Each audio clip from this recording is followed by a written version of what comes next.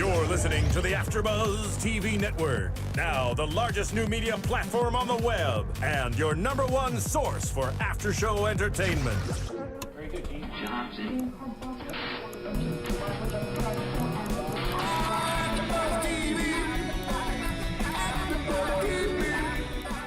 From the AFTERBUZZ Studios in Los Angeles, California, presented by Maria Menounos and Bing.com, and streaming live thanks to Akamai Technologies, it's AFTERBUZZ TV's Game Control Live.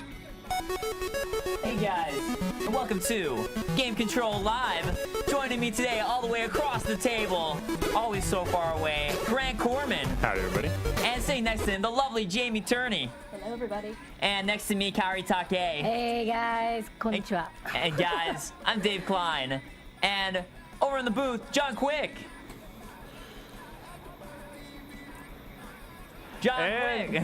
Yes, I know.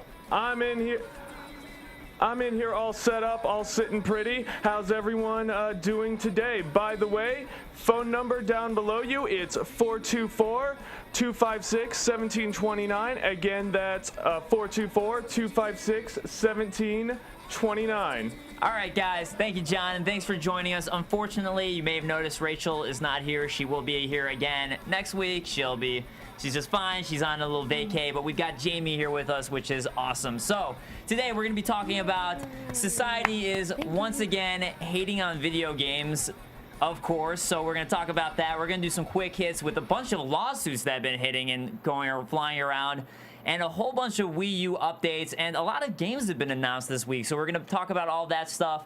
But first, Grant, I believe you have an announcement to make. Today's May the 4th, people. If you're a Star Wars fan, even if you're not a Star Wars fan, if you consider yourself a geek, today's an important day. It's kind of celebrate Star Wars Day in whatever way possible. Today and during the week, I'm going to be giving out some Star Wars themed goodies, including Star Wars The Old Republic art book, this Jawa themed MemoBot thumb drive, and then 2 copies of Knights of the Old Republic 1 and 2 on Steam. All you have to do to participate is be here today in the chat, and I will do my best to track you down and or comment on the YouTube video if you're not here today. He will track you down. So yeah, I'm a bounty hunter. What the hell? I'll do Bubble it. Fett over there. All right, so let's go ahead and jump into our first topic, which is Katie Couric happened to decide, I guess her staff or producers or her or all-inclusive decided to produce an expose on the dangers of violent video games and how terrible it is, and which feels so 90s to me. But apparently it's still a topic and it's still an issue, I guess. So basically she brought in a bunch of various people, kind of topics like Daniel Petrick, who was a teen who murdered his mother, shot his father back in 2007 after they took away his copy of Halo 3, which was a horrific event. But now, 6 years later, she's interviewing Mark Petrick about it, who is the father who survived, and he pretty much blames video games, it sounds like, for the entire thing. How did you guys feel about this? I didn't really like the story, but I mean, hey, I'm a gamer, so I think I'm almost required not to like the idea of the story. But I do see what it. I don't see what it was meant to do. I see the reaction that it caused, not only in us, but in her, like the TV fan base, but like also the people that follow her on Twitter. There's Middle America to consider as well, and like the comments that they had after the story, responding to her tweet on Twitter, are just so ignorant. Were they pro? They Were they pro what she was saying? She received a bunch of pro and then negative against what she was saying, but the pro ones are just so like they're extremely basic. Like they say that they would assume that like going to see a Rambo movie would be more likely to cause someone to shoot their family. That's what I mean. Like they were making comments akin to that. They would be like, oh, if like you had a slingshot in a video game that you're playing, you would be more likely to exhibit violence. Yeah, you know, I mean, what's amazing to me is that, I mean, this is still something we're talking about. It's kind of disappointing to me, too, more so than anything, that this was such a huge topic on their show. Especially, I kind of actually had respected Katie Couric up until this now, which kind of throws me for a loop about it, because it's just like, I feel like she's a voice, and she's someone who's going to bring people forward to feel certain beliefs and feel certain ways. And the fact that she presented it this way is again, just disappointing to me, especially when there's so many other factors that they didn't take into consideration. Like this kid, Daniel Petrick, was a very active teen until a year before this incident wherein he got into a snowboarding accident. And he was homebound and couldn't walk, like he couldn't go outside, he couldn't do those activities. And so, yeah, he resorted to video games as something to do. And I just kind of take it as, well, he was depressed. He must just have had anger issues. And he wanted to play Halo 3. They took away this thing he wanted from him, and he overreacted. I wouldn't take that as a video game thing. That's just a personality deficit, or it's just something that was going on with his life after this bad accident. You know, what's interesting about it all is, like, if you had to find a real common thread, depression, bullying, and psychological disorders tend to factor into these cases more often than violent video game play. Well, why was the gun in the house to begin with? That's where they locked it up, was with the lock and the. I guess it was like it was locked up with the gun in some safe or something. Well, I still don't think it's fair to blame it all on video games, or let alone Halo 3. Obviously, like you said, Dave, it has to do with a lot of factors that cause the kid to break. I don't think it's a video game, because if it was, it would have been movies. It could have been anything. Yeah.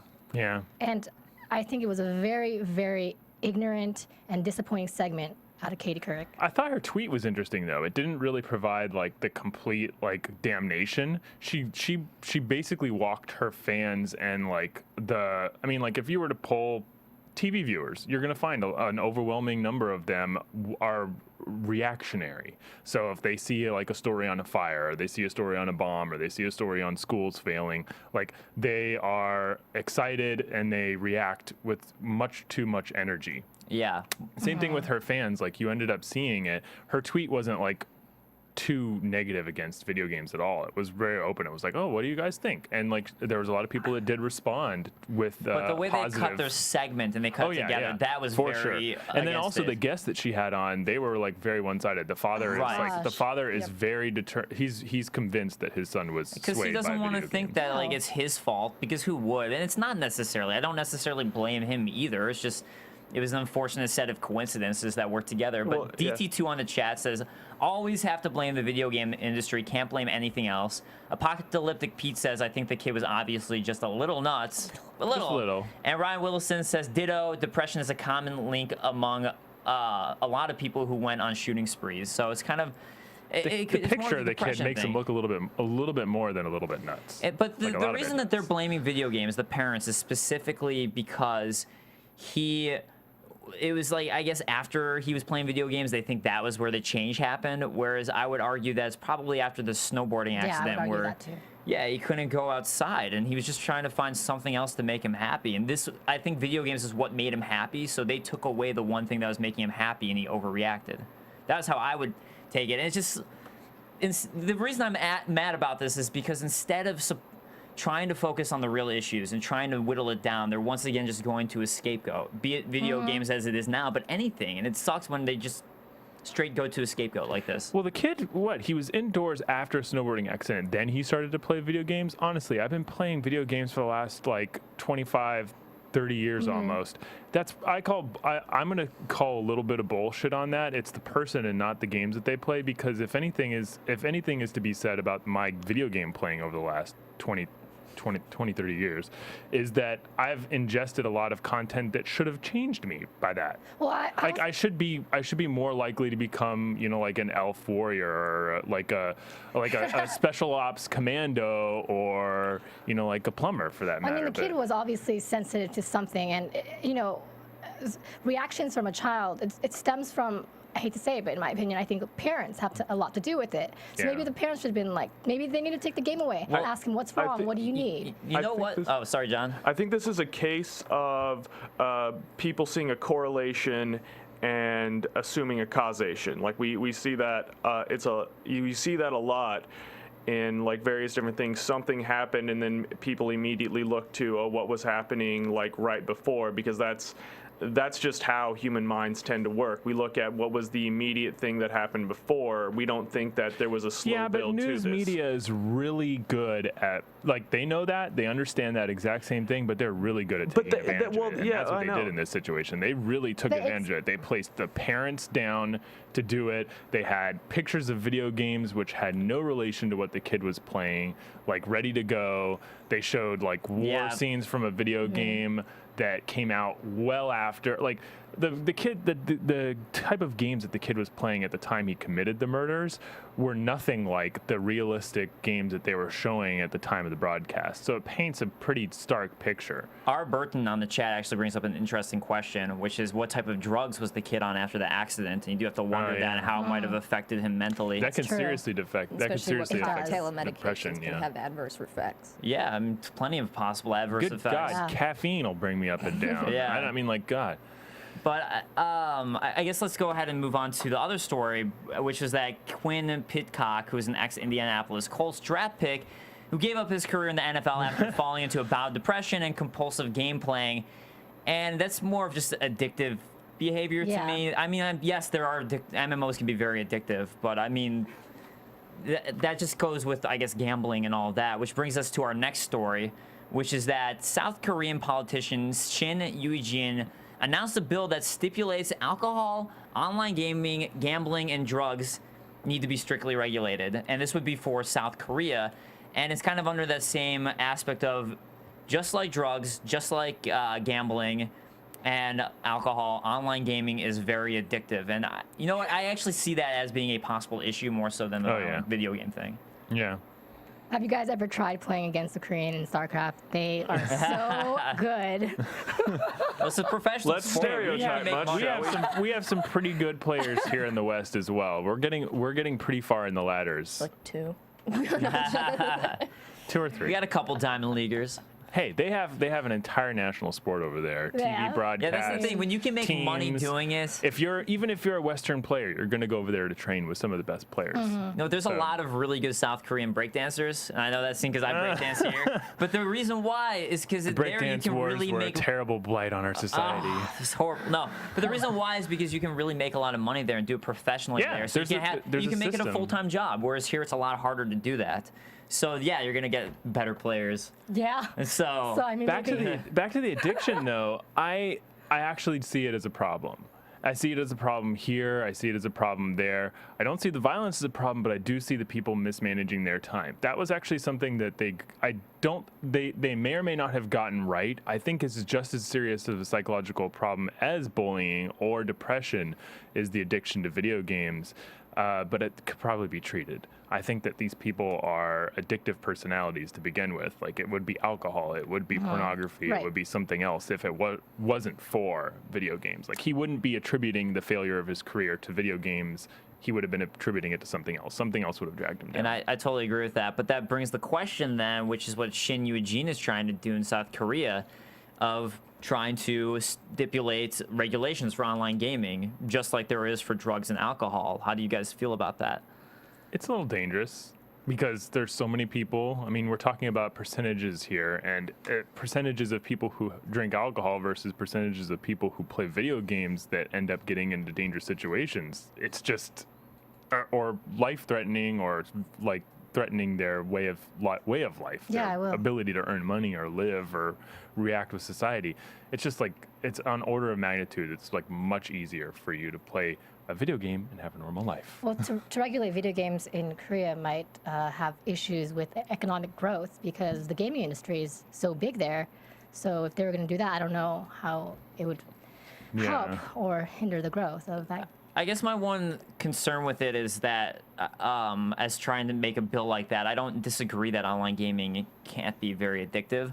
But I think when you have something like alcohol or drugs, you're ingesting something into your system that is going to physiologically change the way that you react and you get a physical addiction to it. Whereas, I mean, gambling, you're spending money, and that's kind of where the issue is with that. But I think with online gaming, yeah, I guess you could be spending that monthly online charge, but you're pretty much doing it to yourself. And yeah, drugs you're doing to yourself, you choose to take them, but online gaming doesn't give you that. It gives you psychological addiction, I believe, but it doesn't give you that same, like, you need to take it, you need to take that dose type of issue. I'm going to play devil's advocate and say being at home all day playing video games can be unhealthy for you. I don't disagree with that. It can be, but that's also a choice that you're choosing to make, which you can argue with drugs too, but I mean, it's kind of different where there's something you have to inject to get that high, you know? But there is that feeling of addiction to video games. I can't wait to go home. I don't want to leave. I have to get up just to eat. But you could say that about anything you like doing. Yeah. Like, I could be addicted to breakdancing because I like going to breakdance. Sure. You know? It just happens to be healthy. I'm addicted to eating. You know, I like eating. I think it would be very hard to regulate any of it. If you're a true addict, you're going to go out and find that alcohol. You're going to go out and find that drugs. And the video games, even if it is regulated, I feel like it would be almost a waste of time. El Ocho's on the chat asks, how could that even be monitored, doing like online gaming? Too. I think it's a dangerous like two-way street. If they start to regulate it, it could get out of control. Like you're going to end up seeing the money dry up from the competitive gaming. You're going to end up seeing like the quality of that type of entertainment just go down as it meets with the regulation levels. Well, here's where the scary part is, and I'm reading directly from the article that Dave is linking from. This is apparently his wording that is from the bill that they're putting through. It says, the governing body shall have the right to regulate manufacturing, distribution, and sale of addictive substances and can also limit the promotion of them as well. That's kind of scary because, you know, they could, again, like they could suddenly say, the government can suddenly start saying what is addictive and what isn't. Yeah. And then they essentially They do already, though. Well, but then they'd be chunking online gaming into that as well, and they could regulate just like with. I guess it would be akin sales. to the United States declaring certain games as controlled substances. Right. Yeah. Basically, it would be akin to that. It'll come with alcohol warnings, like it's 2.8 games. Maybe They're gonna print pictures of fat, like disheveled gamers on the back of It'd like just be their like video a cigarette games. carton, right? Yeah, Where like you the have cigarette like cartons. with Warning, this may have you may turn into that. cancer effects, whatever. That'd be pretty funny to me. All right. I think I might buy the collector's edition just for that. I'm suddenly for this idea now. So I'm gonna keep with this serious topic here, move on to a bunch of quick hits, and start with one of the serious ones again, which is Sega and Gearbox is being hit with a lawsuit, basically claiming that the two companies falsely advertised Aliens Colonial Marines with unrepresentative trade show demonstrations, is what the lawsuit they're being hit with is. Which I kind of agree with, but at the same time, there are so many games that do that, it's hard for me to just point them out specific and be like, only they should get the lawsuit for this, because we've been seeing this forever since E3s ever. This is pretty systemic. It's not limited to one game or studio or even to, like developer for that matter. Everybody shows a tech demo, and the tech demo or the demo doesn't necessarily line up with the quality or the graphics of the final version. Scenes are cut, movies get stuff cut out of them all the time. It's an odd lawsuit, but I don't think it's going to end up. I don't think that they will end up getting hit with any type of fines or penalties. Yeah. Well, let me go ahead and read a quote from the lawsuit, which is, each of the actual gameplay demonstrations purported to show consumers exactly what they would be buying, a cutting-edge video game with very specific features and qualities. Unfortunately for their fans, defendants never told anyone, consumers, industry critics, reviewers, or reporters, that their actual gameplay demonstration advertising campaign bore little resemblance to the retail product that would eventually be sold to a large community of unwitting purchasers. And I think the thing with the Aliens Colonial Marines is the game was so bad that that's why they're kind of able to get away with trying to hit them with this lawsuit. I recently saw an article of like somebody who's selling high-res captures of video games that are prepared by the publishers for magazines, because magazines are so high definition. Those are usually prepared when the game is announced, well before the gameplay, the engine, the music, animation, and all that stuff is done. It's interesting to think that we will look in a magazine and we will accept like seeing in-game renders like we saw from BioShock over a year and a half before it was released, and we don't have the same realization.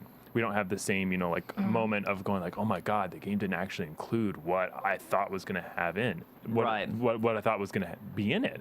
So yeah, because you're right. BioShock Infinite had a bunch of completely different scenes that didn't end up in it. And then for that one, people are just interested, like, whoa, look what could have been in the game. And I just think the fact that it's less about like what was misrepresented, and I think this is where the lawsuit's going to fail. It actually is a lot less about what they misrepresented and more about them delivering a crappy game. And you really can't regulate that. I mean, it's again systemic. There are problems with that in the entire industry. Yeah, I agree. Well, let's move on to another lawsuit, which would be the Scribblenauts lawsuit, which is that the developer Fifth Cell and publisher Warner Brothers have been named for trademark infringement for the use of Nyan Cat and Keyboard Cat. And so they just got hit with the lawsuit as well. And the kind of curious thing about this is that Scribblenauts has been out for I don't know, like 6 years, and they've been using Keyboard Cat ever since the first game. Yeah. And only now that Nyan Cat is in Scribblenauts Unlimited, are they getting hit with these lawsuits. So hey, you start making money, people are going to try and grab some of it. That's pretty much what I think. Grabby. They just want money. So for the first Scribblenauts, I think that did well though. The first Scribblenauts. Yeah, I think they're doing well. But they didn't hit it. But it's a joint. They've been consistently doing well. Let's just say that. Well, it's a joint. Charles Schmidt was the one who uploaded Keyboard Cat, and Christopher Orlando Torres was the one who made Nyan Cat. And Nyan Cat was new for Scribblenauts Unlimited, so I think it's a case of Christopher Torres going over to Charles Schmidt and be like, hey, let's work together on this lawsuit and we can make a bunch of money. So I think that's what it is. It was probably Christopher's idea. This actually, I think, has more grounds of passing, although I don't like it, than the Gearbox lawsuit. Yeah. I know, those are the rules. You kind of have to follow them with that law, honestly. Well, actually, one of the questions was that I think Keyboard Cat actually wasn't even trademarked until after the first game, but then I guess technically they would have had to stop using it by after that. Well, there's prior art to consider as well. Like, you can't just because something isn't, like trademarked, it doesn't mean that someone can go out and take advantage of the time in period when it's not trademarked. Because like prior art, especially with artists, people producing stuff like that and not corporations, someone who's not open to parody, they have a lot of protection. Well, the hard part was with memes, though, where like sometimes you just don't know. I mean, in this case, we do know the creators, but a lot of times with memes, they start and just go viral, and no one knows who the original creator of it was. There's a lot of lawsuits with that kind of stuff right now, and what they're going with is like if it can be misconstrued or if it can be considered as part of that cast or created by the person who created the art, or it's too similar, like it would create confusion between the two disparate like products, especially if they're marketing them as products, which both Keyboard Cat and Nyan Cat are marketed heavily as products. Yeah. All right, well, let's go ahead and jump on a more fun story, and this kind of relates to what we were talking about last week for another quick hit story, which is that the Gears of War movie is back in the works. And we were talking about video game film adaptations last week. Here's another one now, which is that the Variety reports that Ted and Battleship producer Scott Stuber has now come up to produce the Gears of War movie. So this was in the works before, and now it's coming back and resurfacing, and they're trying to find a studio to join up with them to do it, but we now have a producer looking to, once again, start up Gears of War. I don't know, Battleship wasn't a very good movie. But choose Rihanna to be in your movie. I don't think you deserve Gears of War. The problem with me is, like I said last week, any video game movie, I have no expectations for them, but I always want to go see and see how it turns out. It would have been cool, though, because I think initially they were going to have the director of Total Recall do it. Was that right? Yeah. Yeah, I think that's right. The most recent one. Len Wiseman. Which also did pretty poorly. That I was thinking the cool Arnold one. Yeah, that one was awesome. But, another movie that Scott Stuber recently produced was Identity Thief. So that was pretty good, actually. Was it? It didn't look very good to me. I'm hoping somebody else grabs onto it and they kind of shop it around. Maybe like Halo 3 got a lot of big names attached. I'd like to see somebody bigger attached to it because it's on such a large scale. Honestly, yeah. Now there's really like 4 or 5 core game, four core games, and a number of like offshoots. Like it's a pretty big story to tackle in the first place. Well, I feel like every video game movie that that stems from a video game usually is so loosely adapted from the video game, so you just really can't go in there thinking you're gonna relive. I wonder if they're like trying to do like they're trying to set up like trilogies and like anthologies, and that's the reason why they'd start out with like the most loosely based like origin stories for these video games. I'd really like to see them just have a go at like an entire Gears of War movie. I mean, You know what though? I feel like I think they would try an origin last story week though. And then last week we were talking about what games make good movies, and I feel like Gears of War is actually a game that would lend itself well to a movie format. Yeah. So I don't think they would even have to change up the story very much for something like Gears of War. I think you could pretty easily hit that story in a movie. Because that's such a cinematic game. I thought they could do Doom know, and Resident Evil, and I thought they would hit those like nails. I thought they'd do Street You Fighter. would have thought. God, dude. The best one was Mortal Kombat, I think. But Street That's Fighter, my favorite. Street Fighter 2 animated is good at least. Final Fantasy was awful. Oh, and then yeah, that the one was animated terrible. version of Dead Space. You guys gotta, if you're Dead Space fans, you gotta go and watch that. The prequel to Dead Space is an animated See, movie that some of came the out. animated ones are actually Dante's good. So why can't they Inferno? do it live ones? Dante's Infernos is pretty good too. That was great. Ryan Although a Whittleson little makes a bit good weird. point, which is that Identity Thief did great in the box office. That is a good Yeah. point. It did do really well. And I think, I don't know, I think actually So did Battleship did well Transformers too. 2. Yeah, but I mean, if you want nonstop action, I guess Transformers 2 is for you. All right, so Nordic Games, there's an update on Nordic Games. And for those of you who are wondering who Nordic Games is, last week we were talking about THQ.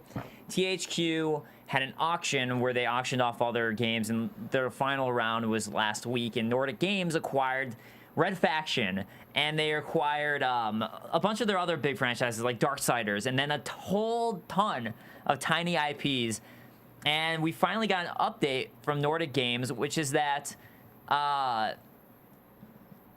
basically they don't care about those big franchises. They really just bought everything for the smaller IPs. Like Darksiders and Red Faction, they don't care.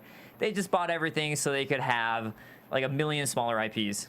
They got it for a screaming deal, like what, $4.9 million, all those? That's a lot of money. We were $4.9 talking about million. that during the week. That's a lot of money for a company that produces like those like 20, $15, $30 games though. Like I don't know if you think about it this way, we've been talking the last couple of weeks about studios that have been going out of business because the games that they put a lot of money into didn't sell the units to get back, and we were shocked that like it costs so much to make some of these big budget games like Darksiders, Kingdoms of Amalur, some of these games that really brought down the companies that made them. But God, I mean, 4.9 million? Well, it's actually Like, that's a lot of money. Well, it's actually kind of funny. Some good titles, though. Yeah. Yeah. Well, it's actually kind of funny because like that's kind of par for the course. I mean, Deep Silver, that I forget what they acquired Volition from them, which is the Saints Row makers. They bought that for like 22 million, whereas like Ubisoft and a few of the other companies that bought everything up in the initial auction were all paying like under $1 million for like entire studios. Ubisoft got THQ Montreal for I think like 200,000. Steal.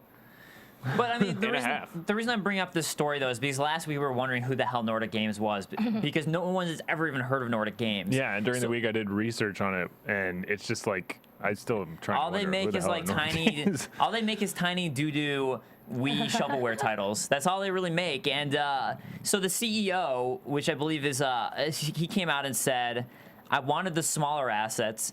Pretty much everything that was left after the February auction. We were part of the auction in December, but we decided not to go for one of the big IPs because it's just too much money. I don't want to own a studio. I'd rather own the rights to the IP. He could have owned like 3 of the ones that were sold otherwise for 4.9 million. But all he wanted was the smaller ones. He didn't want Darksiders or Red Faction. Yeah. That's the point. He's not even planning on making a sequel right now. And what's interesting is like He just even if wanted he those had small, bought tiny it, ones. even if they had spent that money, like they'd have to pour tons of money in it to try and make it with all their staff. And really, what are they known for making? That's what I was looking up during the week. They're known for making the sing titles, like the quick puzzle stuff, the stuff that Right. doesn't involve voice actors, animation, you know, like heavy stories. They're like puzzle games. Right. Well, I mean, that's the point, though. The point is that they're not going to have a Red Faction sequel. You're not going to see one of those anytime soon. You're not going to see Darksiders anytime soon.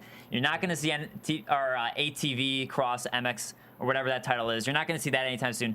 All they cared about were the small doo-doo titles that THQ had that nobody wanted to play in the first place. Small doo-doo what? That's all they cared about. So, like the 20 or so IP titles that we didn't even mention last week that they happened Yeah. to buy, that was all this company wanted. So all the cool games, they don't care about. And I was maybe hoping that they're they'll gonna sell them off. Yeah. they're saying that maybe they'll do something in the future, but Flip it won't it. be in the far future. So They could yeah, start or a new maybe they'll reality flip it. show, like flip the video game franchise.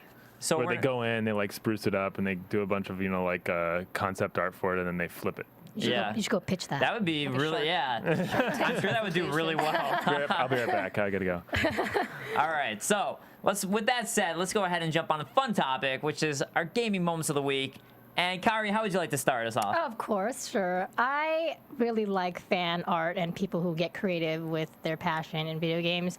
Like Super Mario kicking Mega Man's ass. Yeah, so I appreciate that. There was a YouTube user named Blitzen with a 1 instead of an I, and he was in a Pimp Out Your Fan Desk competition, and he used an old school fan, and he had... I mean like a...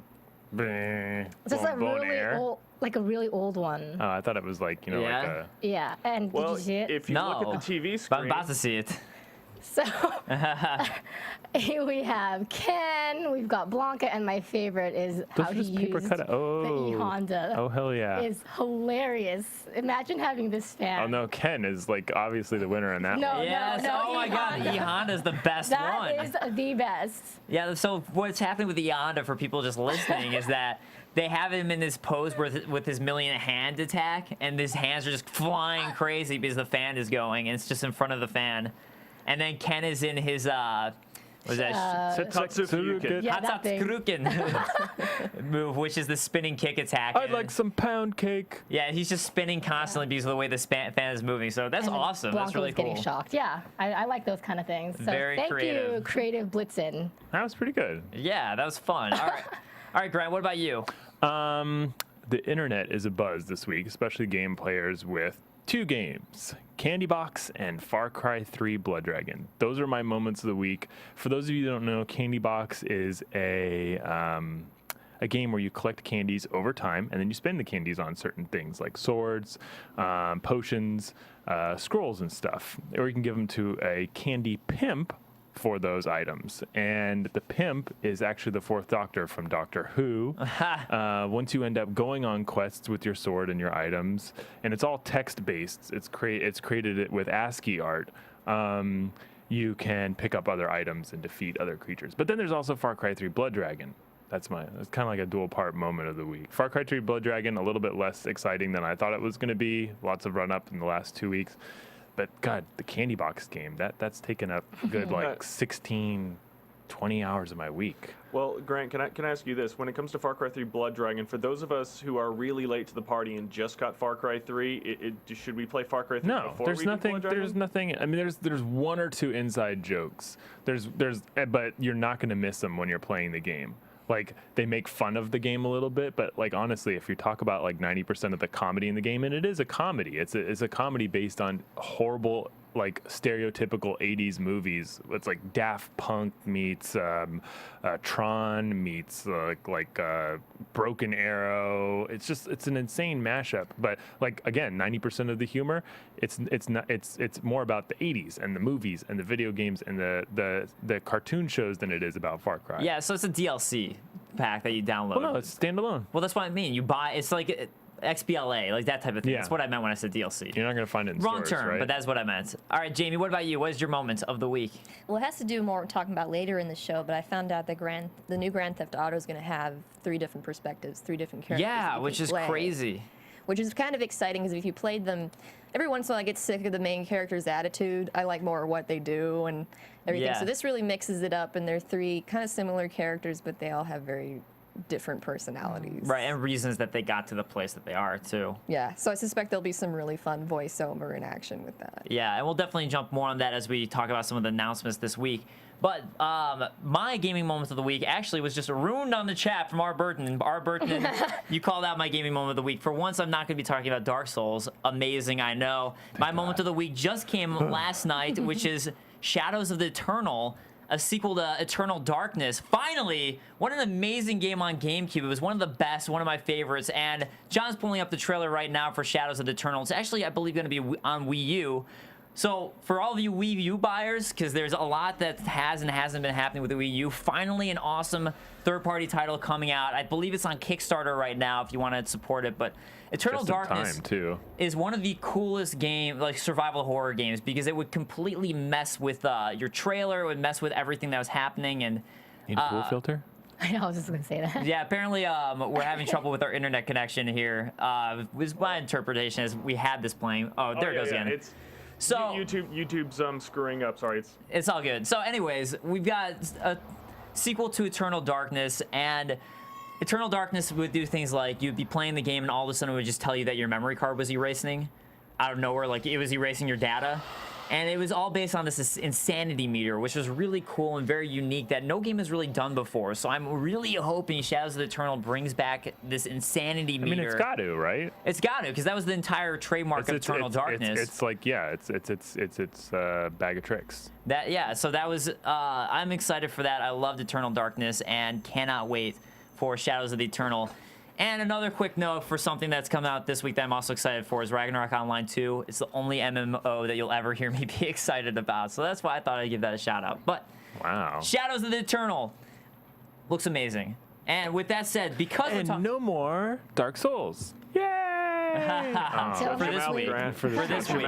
Shit. So, because we're talking about Shadows of the Eternal, which is going to be a Wii U game, that kind of brings us up talking about the Wii U in general, because there have been a lot going on with the Wii U this week. And the first story I want to bring up is that Nintendo's now advertising the Wii U on the Wii. Because they finally figured out that... Someone called this, too. The thing is that nobody seems to know what the hell is...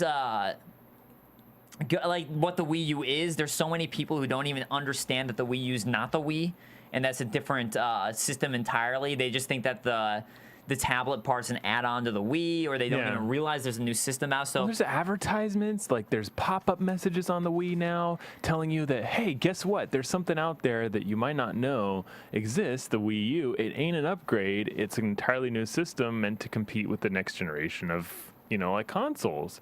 And it's really weird because like last week I was hearing everybody talking about like, God, they're having a lot of trouble with their fans. There's a lot of people sitting at home going, and we talked about it with the Ouya and other stuff. A lot of people are just content at sitting at home with their Wii and watching Netflix and playing, you know, like the virtual console titles, as opposed to going out and buying the Wii U for the handful of titles that they might enjoy, as opposed to like an entire board.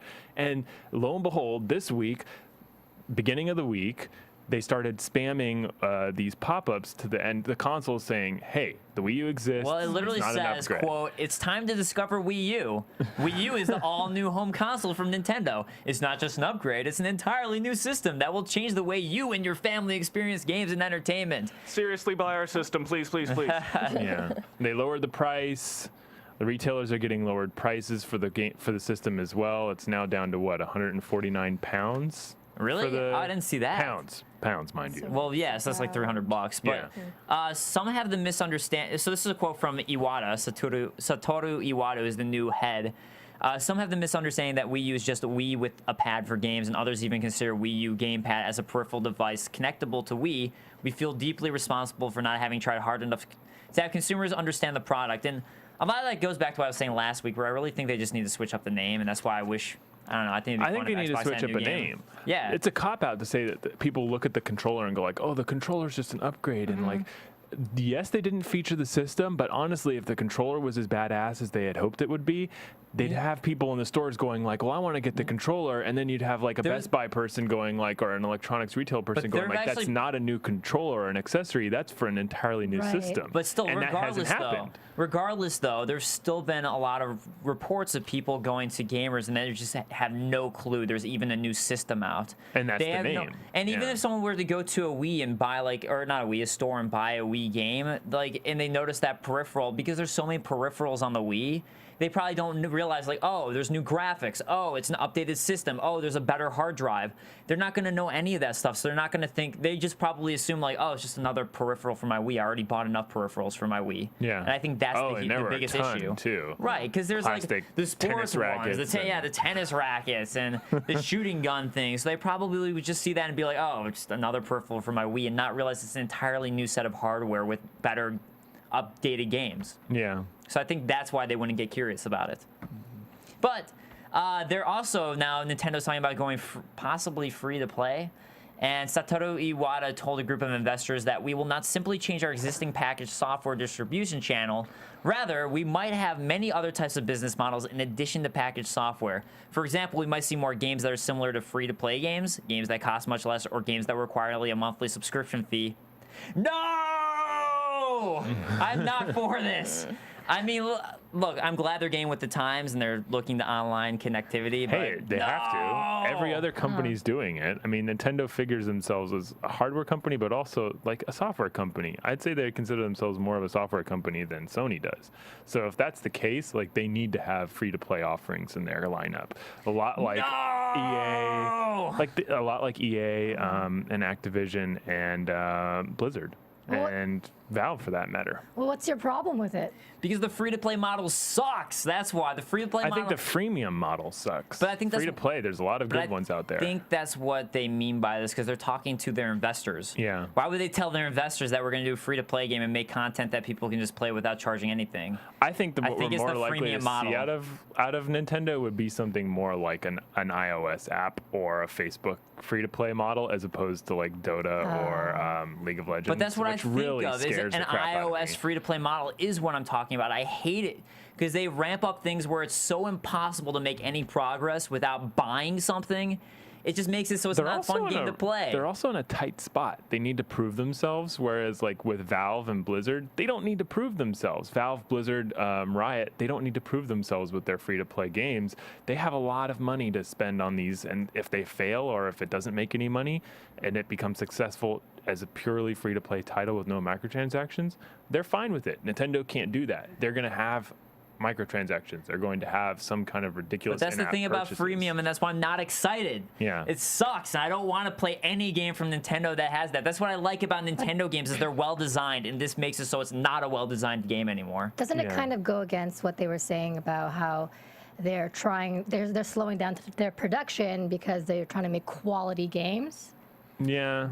Well, what happened this week was a shotgun, basically. He pointed a shotgun at a wall of ideas and was like, and then whatever a pellet hit, like whatever, or like the dartboard for that matter, whatever the dart hit, they like, we need to do free to play. We're going to lower the price. We're going to advertise, like there's even advertisements out this week going like Wii-U, like it's not the Wii. Like this is a shotgun week for them. Apocalyptic Pete on the chat says, I hate subscription fees, and Ryan Whittleson agrees. And you know what, though? I think the thing is, though, that they did say, going off what you were saying, Kaori, is that they're going to have both. So they're going to have also DLC that they're going to be trying to promote in games, but they're not going to get rid of the packaged software that they do. So it sounds like they are still going to focus on that. They're just trying to find other avenues to make money. Yeah. I just hate free-to-play in general. But Satoru Iwata is claiming that, just what you were saying, Kaori, which is that they're going to slow down. And this is why, the whole reason why we haven't been seeing a lot of games on the Wii U is because apparently they're focusing on the quality. And that's what they're saying is that, yeah, there are a lot of games that should be out on the Wii U by now, but we're trying to focus on quality, so we keep pushing them back because we want to make sure the games are amazing and people will buy them as opposed to releasing a crappy game. I almost enjoy the 3DS more than the Wii U, to be honest. Well, there's just more games. I've said to a number of people that they should have released with the Wii U, they should have released the Zelda title or the tech demo that they brought to the E3 where they announced the Wii U. And like, to me, it's not just that game. It says a lot about their entire lineup. I don't see anything that was as exciting as that tech demo in their entire lineup. So that's what's really missing for me. It's like you don't have an executive in their corporation going like picking that tech demo out of their line of like tech demos, going like, I don't care what money it takes, make that into a video game because I know that it's going to sell as well as the previous Zelda games. And that's their major failing. It's not the advertising. It's a little bit the name of the Wii U. It's a little bit the like their direction of what type of games they're making. But like they could have that Zelda game and sell millions and millions of units. I don't know. I think they have a bigger problem, Grant, in the sense that like they have no third-party support. The third-party support is like barely there, and their system only kicks out 1080p. All the other systems are going all the way up to 4K. Like Nintendo Wii U can't even do 2K. Like yeah, but no one's going to be playing that on a. I mean, Still, Nintendo has like a 5-year buffer. No one's gonna have a 4K TV in their living room for a little while. Actually, the ones that are coming out are only going to be about $4,000. Only $4,000. For a big widescreen TV, that's a horrible deal. You can buy a big widescreen TV for $500 now. And most people already have them. At 4K resolution, like that's coming out this year. In a year, that's going to be like half, if not lower. Yeah, I would never spend $2,500. Not to dwell on this topic for too long, but there's also bandwidth to be considered. Apart from video games, movies at 4K resolution are completely are huge bandwidth hogs. It's not going to make the jump as quickly as you might think. Especially streaming. Our streaming capabilities don't have the ability to stream 4K resolution right now. Getting HD onto broadcast television, whether it's satellite or cable, is a difficult process. It takes up a lot of bandwidth, which isn't there. So on the Wii U topic again, though, El Ocho says on the chat that he thinks the issue is not enough launch titles, and Ryan Whittleson agrees that the Wii U had no games I wanted to play. And this is kind of what Rachel was talking about a couple weeks ago with the Wii U issues. They should have just waited to launch it and release it until they had enough titles to kind of like promote it properly. Like, hey, you buy it now, there's all these great titles that are going to be out for it. And there's always a launch window for systems where you have... It kind of takes time for games to trickle in. We saw that with the 3DS, actually. You're talking about, Kaori, how much you love the 3DS. And when that first came out, for the first year, everyone was like, there's no games for this. Why would I don't want to buy this. There's nothing. And now we're finally seeing the games trickle in. Every console has been like that. But I think the Xbox specifically low. I think the Xbox is the only one that really had like 5 games that I would purchase within the first 2 months. PlayStation 3, Wii U, PS Vita, yeah, they all have very few titles. I feel like Wii U just doesn't really have the direction, any specific direction really. They always have these explanations for why this is happening or that is happening, and they keep surprising us every week with some new news about them. Nintendo Direct.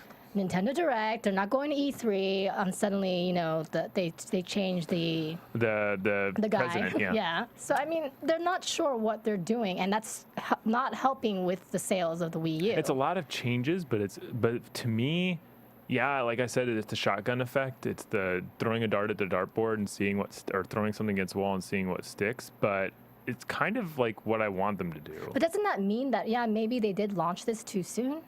Yeah. It's possible. I think that's but possible. they're still behind. Sounds like John was saying, 1080p, like it's. But I guess it is still behind as far as the technology is concerned. I just don't think that it's going to be. I think they kind of viewed it as because the technology is going to be behind the new Xbox and new PlayStation. They thought, oh well, we have to release it before everyone has the hype built up for. Look at the new graphical capabilities and all that of the new PlayStation and Xbox. Yeah. That might have been the case, but they still needed more games and more content to entice users to buy it. Yeah. I mean, honestly, I just played Nintendo Land yesterday. It's my brother's out here for his bachelor party, and that's what we were doing. We was playing Nintendo Land, and we had a blast. It was a lot of fun. So there are fun games, but it's just not enough. Well, yeah, I think Wii U is fantastic for family or group games. I think it's one of the best consoles out there. Any Nintendo console is fun with a lot of people. So maybe they should focus a little more on that. I don't know. I agree. I feel like they're trying to just switch things around, where they're trying to save money in one area and then maybe spend it in another and see what works. Maybe mirror some of the other companies' ideas, and they're just trying to up their ante money-wise. I think a big issue too is that one of the things that they were trying to tote was all the third-party support that they were going to have when they first went to E3 with Wii U. And we're seeing a lot of that fall through. Like, we were supposed to have Rayman Legends by now, but that ended up getting pushed and then ended up becoming multi-console. Yeah. And a lot of that support that they were supposed to get hasn't totally been following through. I mean, there are games coming out that would come out for 360 console that come only out really for Wii U. has one developer or one publisher with a unique, I don't think that the console specific titles are what really. No, I'm not saying console specific. I'm saying that at least they have the third party support in terms of, hey, if this game comes out on 360, it's also going to come out on Wii U. Yeah. Like, they were trying to tote that they were going to be getting all those games, and they haven't been getting as many. And they've been different too. They would be. They've been vastly different. Well, they come out 9-10 months later. Right. Well, I mean, I played Batman Arkham City on the Wii U, and it was still the same game. They just had a couple extra features for the Wii U. The stuff in that version of the game is more fun, in my opinion. Like it heightens the aspect of like the virtual reality stuff. They actually did do a good job with it, but I mean, again, like you said, it was 9 months later. Yeah. So I mean, that's the issue, is that everyone had already pretty much bought the game and wanted to play it. That's my only thing that holds me up, was like I made the conscientious decision that it's like, oh, is it enough to actually want to get the game? And it was no, and the price was as high as the previous Arkham City that I had purchased. So I made the choice right then and there. There's other games that deserve my attention at the moment, and if all I'm going to be getting is that virtual reality stuff, no. All right, well, let's move on to our final topic, which is announced this week. So we had a whole bunch of announcements this week, and probably the biggest one is Call of Duty Ghost. So the new Call of Duty is announced, and I'd say biggest one because it's the biggest selling. I mean, we pretty much know every year there's going to be a new Call of Duty game. But the new one was announced, and this one's just called Ghost. So it's not Modern Warfare. I want Call of Duty. It's not Black Ops. Dinosaurs. Call of Duty. You mean like basically the new Far Cry game? Yeah, it'd be the same type of thing. Yeah. But Call of Duty Ghost is the new one, and the whole aspect is they're wearing these masks like you would wear. But it pretty much looks like Modern Warfare, but just with a new title onto it. To me, I mean, there wasn't much to the trailer. It was really more just a visual of people and wearing different masks. And we didn't really get any gameplay in this trailer, but it's announced. And it actually leaked that it might be coming out in November, like a poster leak that had the release date. So that was an accident on their part. It totally makes sense. I mean, they don't have anything previously lined up this year, and like it makes sense. Like they want something for this year. I mean, it's a Call of Duty title. Like the joke that they have a yearly title, it's holding true. No, I mean, I think it's true that's November. It's just, I don't even know why they would try to hide the date anyways. I mean, I guess they want to have their big announcement, but everybody knows. It looks bad if they waffle. It looks bad if they waffle on the date, though. That's why. If they say November and they actually release it in December, or they release like they want to make sure that really is the date. Yeah. It could make the difference between, like a couple hundred in sales, a couple 100,000, of units sold. Apocalyptic Pete on the chat says, "Oh my God, what a surprise! I never thought there'd be another Call of Duty." That's how I imagine he said that. No, it's good because you don't get the sarcasm over the internet with text. But I imagine that's what it was. So GTA 5, as you mentioned, Jamie, was your moment of the week, and we had this new trailer that you were just talking about, so we can go ahead and chat about it more. And actually, you were saying that there's 3 different people that you play as, and that's kind of the thing I was wondering, is they didn't specifically state that you play as these 3 characters. It's just kind of implied. And I'm kind of wondering, well, are these the characters you play as, or are these just big characters in the story and they're just giving you some of their backstory in a way? That's true. It didn't define it, but I'm really hoping that you'll be able to play the 3. I think it'd be nice. Yeah. They have done it with some of the expansions, like with the Grand Theft Auto 4 expansions. They allowed you to play, like a biker. They allowed you to play, like a couple of different characters instead of playing Nico. So yeah, I mean, they probably will, and they have to find some way to make GTA 5 different than the previous ones, and I guess that's the way to do it is, hey, you're not just playing one campaign, you're going to be playing 3 campaigns simultaneously. But then it would kind of blow away the fact that they've relied on DLC to introduce those characters in the past. Right. Or standalone games. But then at the same time, I wonder, I mean, the way that it was making it seem in the trailers, you kind of get to choose which trailer you want to watch at the beginning. And you can watch through all of them if you want to just let it play out. But if you choose which one you want to watch, maybe it's like choose your character, and you get to choose which character you want to play as throughout the entire game. If it's 3 separate chunks throughout the game. It's like, it might be kind of like one of those movies. Grand Theft Auto, Effect, Mass 2. It might be like kind of like the 1997 movie Go, where you have different perspectives. So once you beat one character, you can play through the other character's eyes, and then their paths collide through different. El Ocho set on the chat says maybe who you choose will dictate the story, even though they might overlap. And I'm imagining that might be the case where you see the other 2 characters no matter who you choose, but your character's overarching story is the one that ends up winning out. Yeah. And then if you choose a different character, that character's overarching story is the one that wins out. Which character were you guys more intrigued by? I personally like the redneck. The redneck. I kind of like him too because I think it's different, way different than any of the other characters. Plus, with the I can't remember the name of the expansion, the motorcycle expansion. We were dealing with the Grand Theft Auto 3 expansion. you got to deal with a lot of rednecks in that one, and like the bars and like the bikes and all that stuff. So I kind of want to see him. I like to play as that character. Yeah. What about The third guy seems to really like to punch people, so I'm pretty interested in see. That was She's a all that puncher. third. And that's all that matters. I believe just it's thought that Grand was Theft Auto hilarious. 4 The Lost, Grant. Oh, yeah. The name of the biker group. You know, I'm gonna say I'd be the only one who said that was the character I was least intrigued by playing. Really? I'd either go with the Italian mobster just because I liked his anger management story, or I would probably go with the ghetto character just because. The I don't ghetto know. character. More exciting. Yeah, I don't know why. It's just kind of like more fun to me for some reason. I think that it'd be more like character storyline. the protagonist from Grand Theft Auto 2 then. It would be kind of like that because that's what you had in Grand Theft Auto which I 3 like. 2. Yeah, 3. 3 2. It was the second of the Grand Theft Auto 3s. But then there's also I think Grand it's Theft Auto 2, Andreas. San Andreas. Yeah. Yeah, which was a Grand Theft Auto 3 title. It was Grand Theft Auto 3 Oh San yeah, 3, Andreas. 4. Yeah. Yeah. It's pretty exciting. 'cause it Actually, that was makes- Grand Theft Auto 3 3 because 2 is Vice City.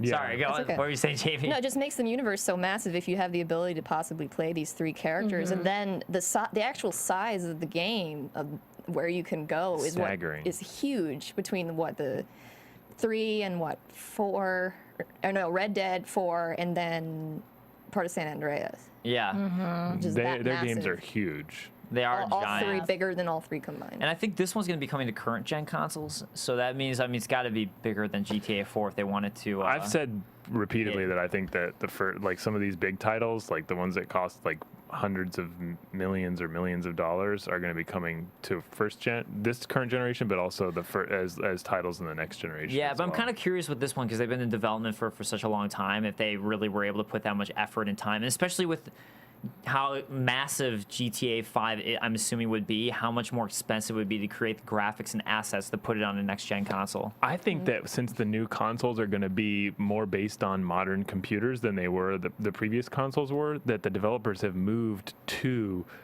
creating most of their games first on the computer and then specifying them for the consoles for this next generation of games, the games that release in fall and then 2014, 2015. Yeah. Which would make it easier to port the game to the new generation of consoles, and then like the I guess if they kept the technologies- graphics the same. Yeah. But so DT2 on the chat says, cannot wait for GTA 5. Agreeing with you, Jamie.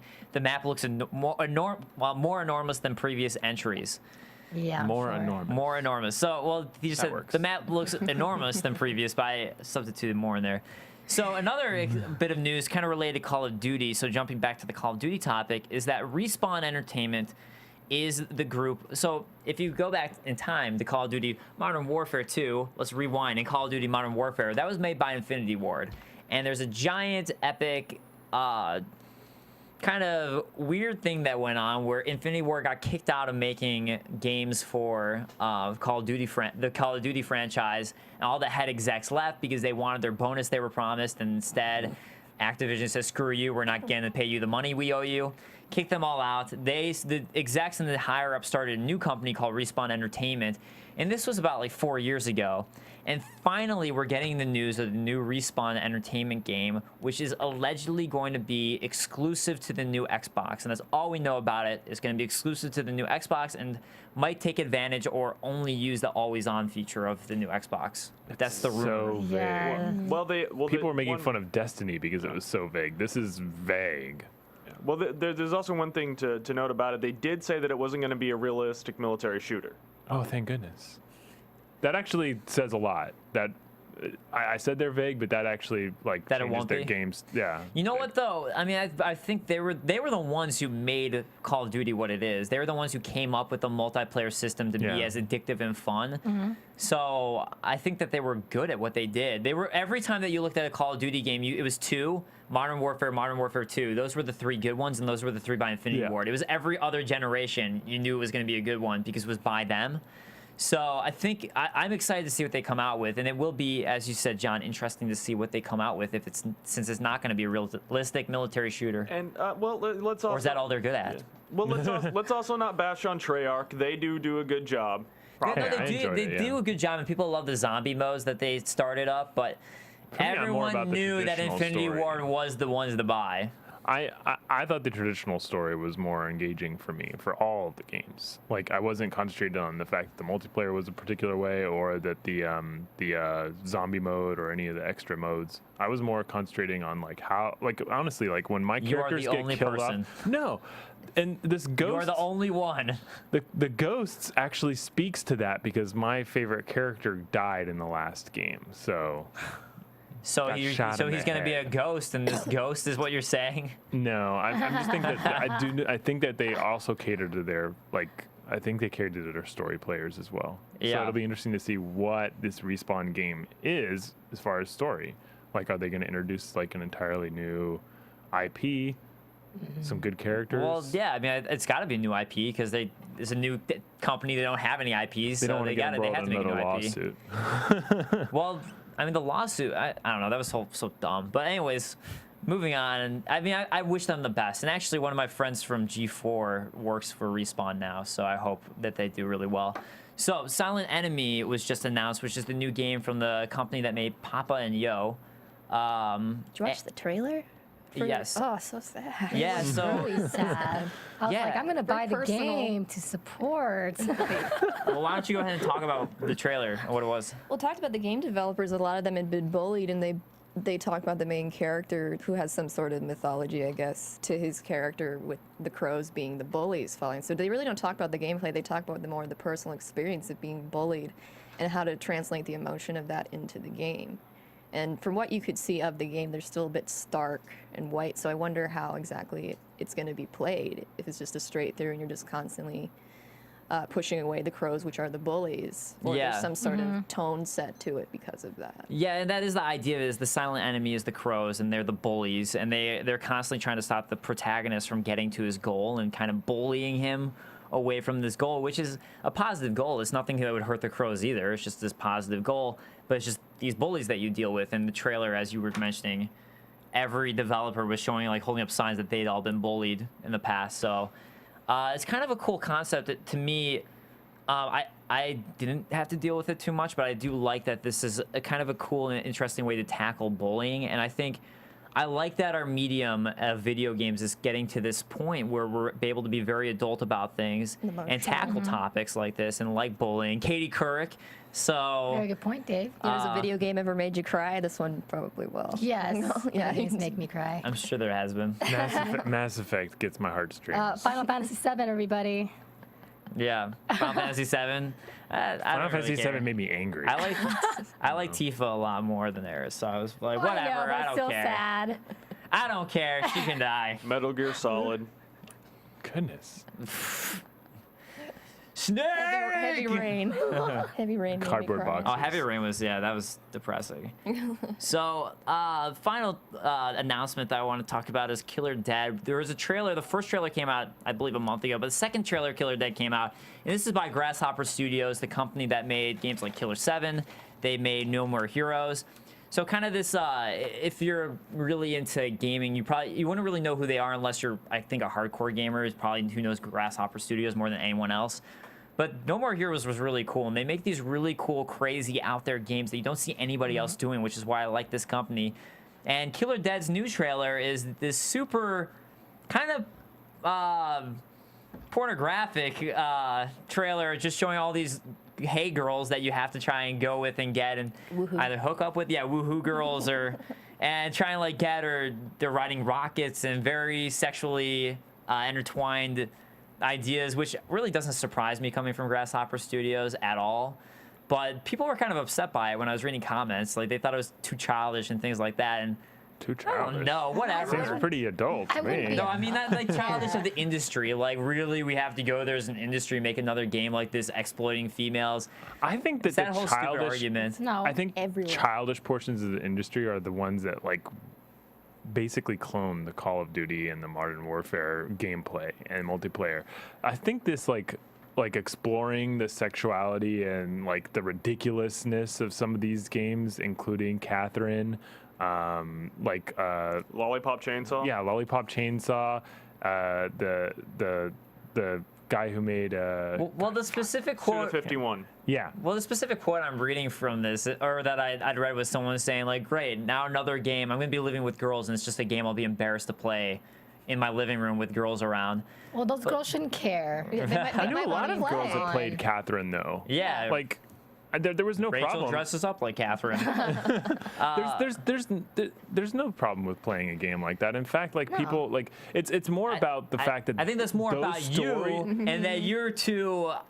You can't just play what you want to play. those stories allow you to play games different. Yeah. Different games, different puzzles, different stories. So I think I like those games. Yeah, the you know quirky what? ones. I actually- the sexual games are fine. You know what? Just Watching the noted. trailer, I was really curious more when I watched it. I was like, wow, what is this game about? And I didn't totally understand what the gameplay was going to be, but being that Suda51, being that's Grasshopper Studios, I was just like, you know what? I'm really intrigued, and I want to find out more about this game. And that's how the trailer hit me when I watched What do you it. think of those Intrigued. gigolo glasses? Yeah, Oh yeah, the gigolo glasses. You know, the there's, gigolo there's a lot of things. We need to put this up so that people can see it. I'm gonna go and find it like Oh, right please. now. So the gigolo glasses are X-ray glasses that let you see through girls' clothing And mine too. and mind. See And through mind mind is an design. important makes the thing. mind You can think of makes what, the you mind can see what she's clean. thinking, which is very important for a man to understand what a girl's going through at times. Oh. Yeah, I mean, you know what's funny about it is the story intrigued me as opposed to, it kind of made me curious, like, what's this game all about? Whereas No More Heroes I loved as a game, but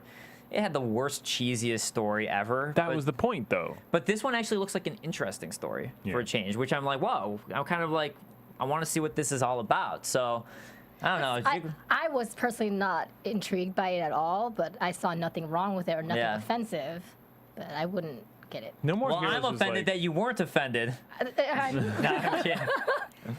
I like No More Heroes. It's I like No got a More Heroes very- too. I just didn't like the story. The story aside, it has a very quirky, enjoyable. Like I gave its story a pass because it was so off the wall. Well, I'm just saying, like, the basically. writing was so off the walls, it was a little bit too much for me. Yeah. But because it was all English too, which was a joke of it.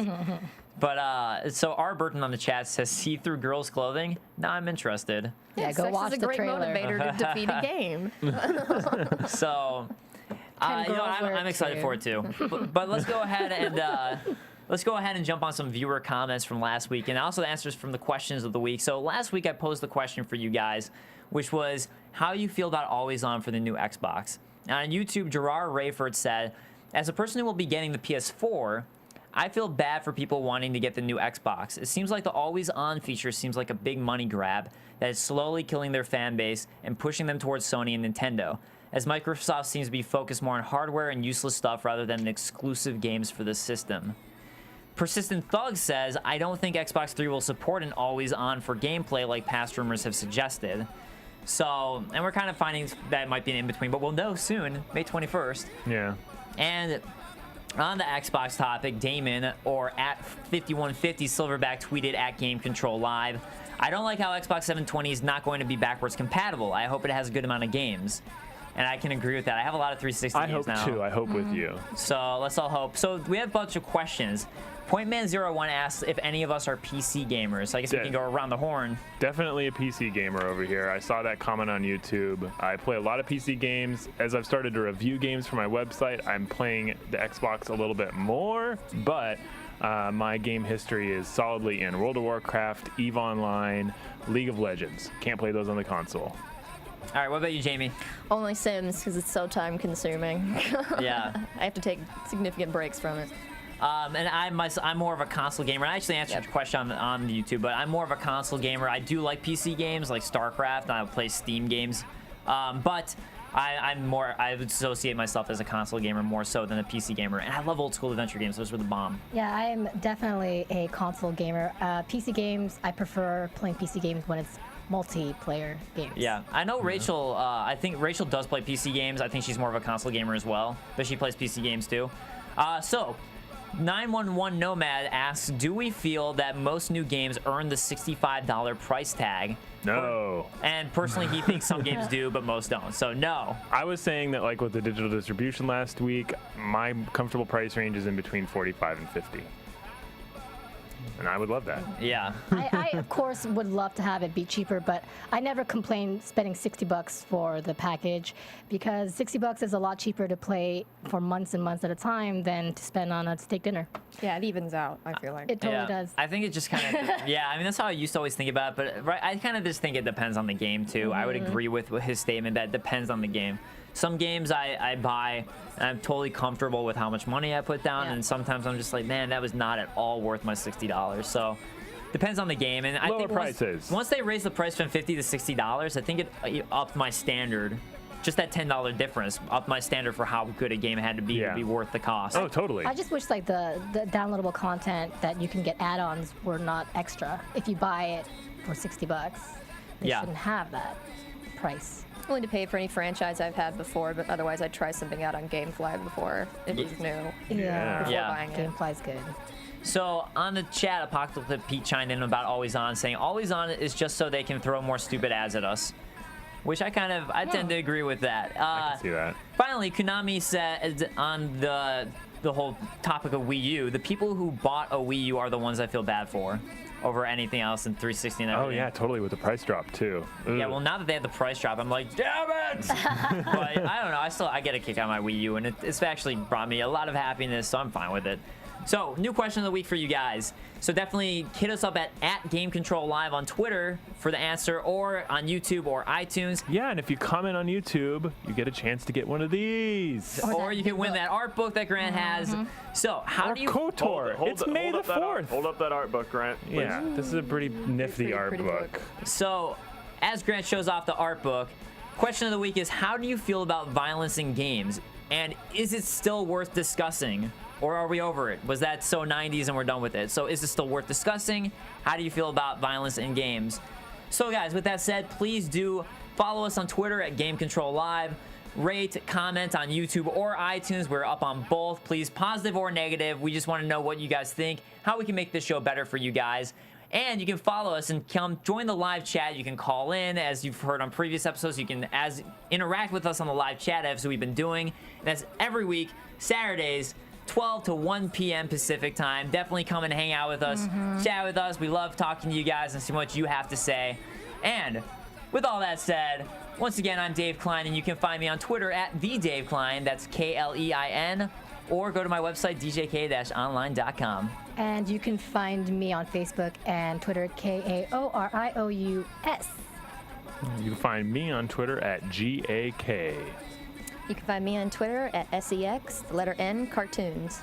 And that was John. a surprise. And you can find me on a double rainbow, or on a double rainbow, or in between the double rainbow. You know, on top of second star to the right, straight on till morning. You know, John, I went to that corner last week. You weren't there. Boo. Well, you came at the wrong time, apparently. Yeah, and the live chat's 3 to 4 Eastern time. Thank you, Burden. 3 to 4 Eastern time. All right, guys, we'll see you next week. Bye. Bye-bye.